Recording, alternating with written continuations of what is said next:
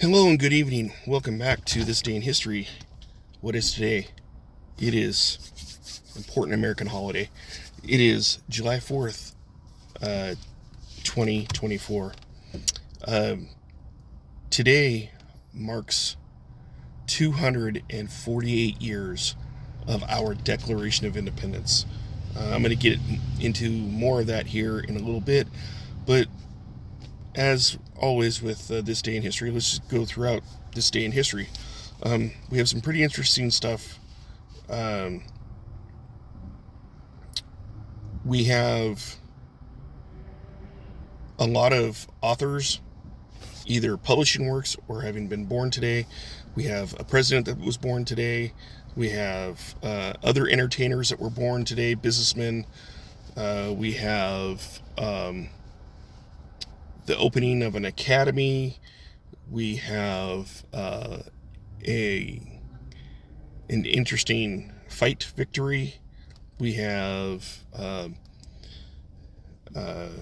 declared independence. And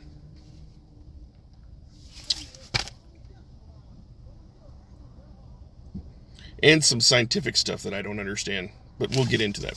So, let's start with birthdays. 1804, Nathaniel Hawthorne. He was an American writer. He was one of his works was The Scarlet Letter. He was born on this day in 1804. In 1807, Giuseppe Garibaldi was born. Giuseppe Garibaldi was an Italian revolutionary. Forgot to mention that a lot of revolutionary stuff happening on this day. Not only did we have a Revolutionary War that was born out of events that happened on this day, but we have an Italian revolutionary born on this day. 1872, American President Calvin Coolidge, he was born on this day. He was president when the I believe the Great Depression started under his watch, if I'm not mistaken. Or maybe it was Hoover. The thing is, like, the policies of Hoover and Coolidge, some of those failed policies kind of lent itself to the circumstances that came about that led to the Great Depression. Other than the Dust Bowl, that was something that's beyond their control. But the aftermath of it, and the stock market crash of 1928, it was all, yeah.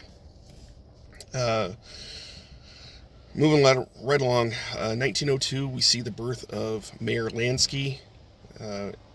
Meyer, not like the title of mayor. Meyer Lansky was an American gangster. 1924, we see the birth of Eva Marie Saint. She was an American actress. 1968, we see the birth of Cyrus Mistry, Mistry, Mistry. Mistry. He was an Indian businessman, and that is the birthdays of July 4th. We have here in a moment we're going to have a couple influential people that died on the same day. That was today. So moving right along. On this day in 1802, the United States Academy opened in West Point, New York. It's the military academy at West Point, or just simply West Point. It's basically the officers' academy for like the Army. I'm not sure if Air Force goes there. There is an academy at Annapolis that's more for the Navy and Marines. But I was not far from there when I was in New Jersey last year.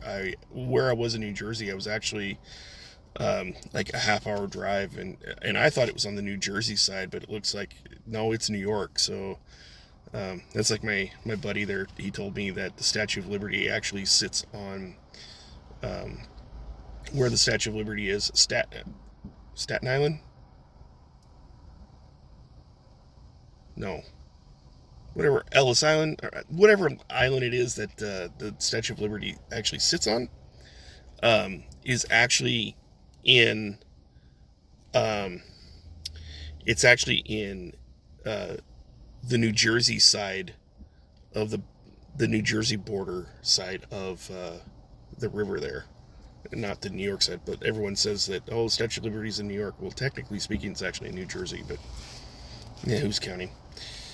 Uh, 1826. So two U.S. presidents, they die on the same day. They were both Revolutionary War figures. They were two major figures. One was Thomas Jefferson, and the other was John Adams. Uh, it's said that when Thomas Jefferson was on his deathbed and he was dying, that his last words were something to the effect of, is it July 4th? Is it the 4th? Um, Whereas John Adams, when he on his deathbed, he said he was speaking of Thomas Jefferson, and he said Jefferson lives. But both died on the same day, July 4th, 1826, 50 years after they both signed the Declaration of Independence and worked to create the basic foundation of our nation. They both worked on the not only signing the Declaration of Independence, but they also worked on the writing, the construction of the U.S. Constitution, and of course they got that ratified as well. 1845, essayist and philosopher Henry David Thoreau moved to his retreat in Walden Pond, and then he ended up releasing a bunch of works from his time there, I guess. 10 years later, another author, Walt Whitman, he gets Leaves of Grass released or published on that day. Walt Whitman was known for his, I guess you could say it was like sexually explicit works. So that was kind of like his claim to fame. And 10 years later, on the same day, so 1865, July 4th, 1865, Lewis Carroll's Alice in Wonderland was published. So, it's pretty interesting that, authors were published on the 4th of July. I spoke of the Statue of Liberty. So it's actually on this day in 1884 that the Statue of Liberty is actually presented to the United States, but it was in Paris. So, there was a big ceremony where the people of France give this gift of the Statue of Liberty to the United States. They had a big to-do over there in Paris, and then they shipped the thing over here to the United States, and then, we eventually, put it up on that pedestal in, that sits where it sits today on, at whichever island it was. I drew a blank there. We fast forward to 1910. It's July 4th, 1910, and it was billed as the fight of the century. African-American boxer Jack Johnson defeats Great White Hope James Jackson Jeffries. So it's there goes the fire truck, which, it's 4th of July, so someone done blew something up already. So the interesting thing about this fight is that it was billed as the fight of the century because it was a black man versus a white man, and both were really good, and they had a lot of hope on this James Jeffries. You got to remember, it's segregation. It's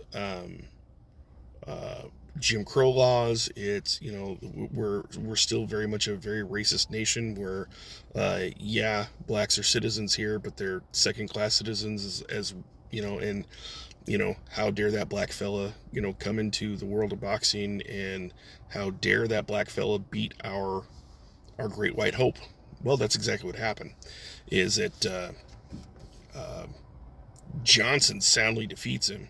I mean, I do remember, like, I'm not a huge aficionado or historian of boxing, but like, I know some of the great names even in early boxing history, and Jack Johnson is one of them. He was, a black fighter, fought a white guy, soundly beat that white guy, and all throughout the nation there's like much celebration of the win. Unfortunately, I don't know if it was viewed as excessive celebration, or it's just that whites were just pissed off that their great white hope lost, and that this black man won. But there was a lot of violence. These celebrations were met with violence, white perpetrators, and it is said that over 20 were killed because of this violence. So clearly, some white racist bastards couldn't come to grips that the black fighter was actually the better fighter. That's unfortunate. I'm glad I live in a world where we're beyond that, or we should be anyway. We fast forward to 1939. It's on this day in 1939 that Lou Gehrig, the man that Lou Gehrig's disease is named after, it's ALS. He was an American baseball player. He retired early. He retired young because he contracted this disease. But this is the day that he gave his luckiest man on the face of the earth speech. So that was it was a pretty poignant moment, and if I recall right, that was I believe that was his farewell speech. That's when he retired from baseball, and he had addressed the crowd, and I believe it was at a baseball game that he has this speech, and he addresses the crowd, and he's saying that he's hopeful, and that he has that he's been blessed of having had a great career in baseball, and that because of the fans and because of the life that he's had, that he was the luckiest man on the face of the earth. 1946. We talked about this some time ago about the Philippines when they were given their, they got their independence from Spain in 1902, but because of World War II, the occupation from the Japanese, and then we had to go expel the Japanese, what have you. It's fitting that, so here's two nations that celebrate their independence on the same day, July 4th. We celebrate our independence here in the United States, but here it was 1946 that the Republic of Philippines proclaimed, they were proclaimed an independent country. Manuel Roxas, however it's pronounced, Roxas, he was the Philippines' very first president. 1976, the British punk band, The Clash, they had their first public performance. They opened for the Sex Pistols in Sheffield, England. And what's interesting about that is Sheffield is the hometown of Def Leppard, my favorite band. So I thought that was pretty cool. And I'm kind of wondering if the band members of Def Leppard were at that show, because they kind of hit the scene about a year later, is when I don't know if it was a year later that the band was created, but certainly their first album, I believe, came out in 1977. Def Leppard, that is. So the Clash, Sex Pistols, Def Leppard, they all kind of like were hitting the scene there in England about the same time, or it was kind of like a boom, boom, boom kind of thing. So yeah. So more recent news is 2012. Scientists at the Large Hadron Collider at CERN announced that they had detected an interesting signal that was likely from a Higgs boson. Now, I looked this up, and it was a lot of technical babble that I didn't understand, but essentially, I guess a Higgs boson is a subparticle unit. Like, we're talking like subatomic level stuff. And Higgs was the name of the guy who had discovered, along with Hubble, I guess, this, whatever it was, but it was referred to as the God particle. So it's on this day in 2012 that they discover this interesting signal, and it comes from a particle that was known as the God particle. So does that mean that God was speaking to scientists? I don't know.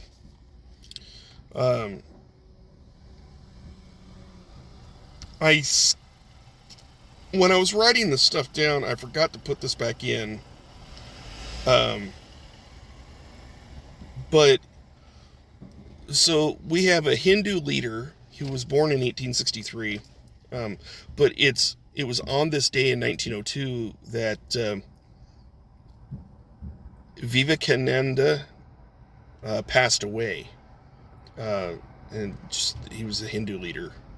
I did read up on him a little bit, and apparently he was kind of an innovative thinker. He was trying to reform the traditions of Hindu, but marry it to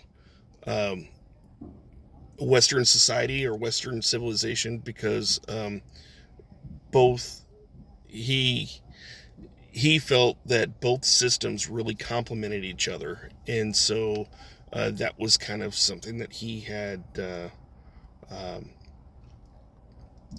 he was a driving force for. So we get to our featured event for this day, July 4th. It's July 4th, 1776. Now, just the other day, we talked about how the vote for this declaration had taken place, and how that guy had pulled an all-nighter traveling from Delaware, and then he had arrived just in time to cast his deciding vote. It was one of the deciding votes in favor of, declaring our independence to England.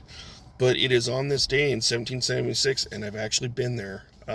Last year when I was in Philadelphia, I actually went. I didn't go inside or anything. I was outside, but I mean, I went to Constitution Hall. I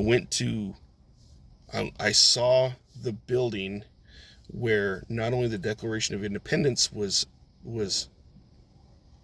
voted on, signed, ratified, but the Constitution was voted on, signed, ratified. So I've been to that building. It's called Constitution Hall, and it was on this day in that hall that our Declaration of Independence was. I mean, it was read, to the congregation, and then they were summarily had. They had voted for, they had voted in favor of declaring our independence. It was the Declaration of Independence was adopted by the Second Continental Congress, and it called for the American colonies to secede from Great Britain, um, which is what we did.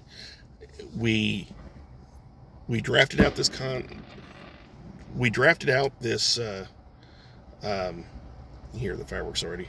We drafted out this document declaring our independence.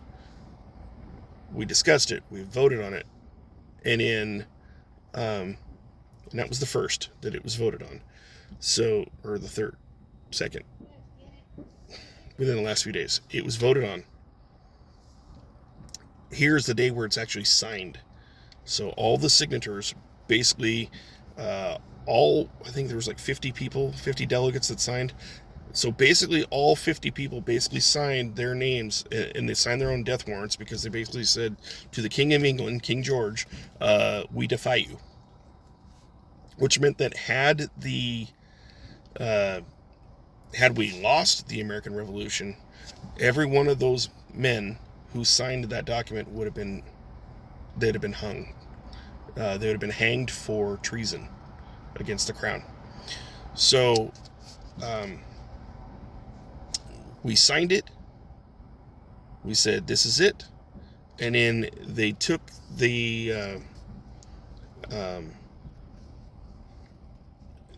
and there's a building that's a block over, right? So like, imagine here's Constitutional Hall. Now, here is the building where the very first Supreme Court judges, held court. And then across the street is this building where that was where the vote was declared to the public. There's a statue that they have over there of this guy holding up this parchment, and he's saying, this has been voted on, it's been approved. We are now going to be a free nation. We have declared our independence to England, and all it really needed to do at that point was that they had to send an emissary to England where they handed the document over to King George, and then that's when the fun began. As we declared independence, and then we had to fight a war over it to solidify it. But what that means for you and I, if you're an American, is that it solidified that proclamation. That proclamation is it's commemorated as the holiday, as Independence Day, where we celebrate our nation's birth, we celebrate our freedom, we do not celebrate our democracy because we're not one. We celebrate our freedom and we celebrate our liberty. So basically, happy birthday, USA. That does it for this day in history. Thanks for joining me. We'll do it again tomorrow for July 5th. All right. So with that said, I'm going to bid you all farewell, and do be safe tonight. Please don't blow up your fingers. Don't burn your houses down. Remember that this holiday isn't about hot dogs and burgers. This holiday isn't about lighting off fireworks. This holiday is it's about starting a new beginning and starting something that has the potential for greatness, and opening an exciting new chapter in our lives in the sense of being a new nation. So this is the celebration of the birth of our nation, the birth of freedom, the birth of liberty, right? And I won't get too political, but yeah. So be blessed, take care, be safe tonight, and I'll chat with you again. So yeah, until tomorrow, July 5th. Take care. Bye.